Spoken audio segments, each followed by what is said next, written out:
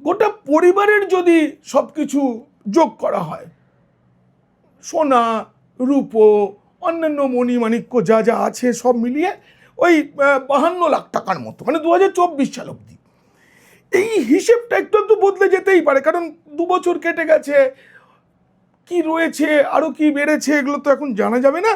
তবে এগুলো কিন্তু সবই উনি যেগুলো ঘোষণা করেছেন, এটা প্রকাশ্যে এনেছেন। 2024 সালের হলফনামা ধরেই আমি শেষ হিসেবটা বলছি। এবার টাকা বা সম্পত্তি তো তার বাড়ার কথাও নয়, কারণ ঘোষিতভাবে তার আয় বলতে তো শুধু ওই ডায়মন্ড হারবারের সাংসদ হিসেবে মাসে বেতন আর ভাতা মিলিয়ে হাতিয়ার কতই পান, লাখ দেড়েক টাকার মতো। কিন্তু ওদিকে খরচ প্রচুর, ব্র্যান্ডেড জামা কাপড়, চশমা, স্টাইল, গাড়ি, তেল, প্রচুর খরচ, কিন্তু রোজগার বেশি নেই।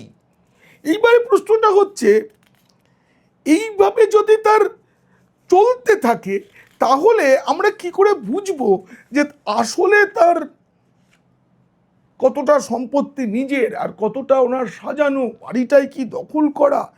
কিন্তু মুশকিল হচ্ছে জানেন তো, তার এখন সব কিছু অতীত হয়ে গেছে, কিন্তু যে হিসেব তিনি পেশ করে ফেলেছেন, ঘোষণা করে ফেলেছেন, সেগুলো তার অতীত হয় না, সেগুলো তো দেখাই যাচ্ছে, সেখানেই তো বলছি।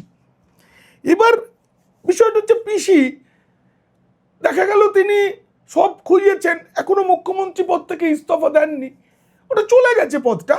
তারপর তিনি নতুন পেশা, আইনজীবীর পেশায় কালো পোশাক পরে আদালতে যাওয়া শুরু করেছেন। কিন্তু ভাইপো কি করবেন বলুন তো? ভাইপোর একটা MBA ডিগ্রি আছে এমন একটা কলেজ থেকে, যে কলেজ পরে ঘোষণা করে জানিয়ে দিয়েছিল আমরা MBA ডিগ্রি দিই না। কি মানে সমস্যাটা কোথায় ভাবুন। পিসি আইনজীবীর পেশা নিলেন, কিন্তু তোলাবাজির পেশাটা এই রাজ্য থেকে উঠে গেছে, নিষিদ্ধ হয়ে গেছে তোলাবাজি, সিন্ডিকেট চালানো পেশাটা। তাহলে কি করবেন? মানে এটা খুব চিন্তার বিষয় কিন্তু।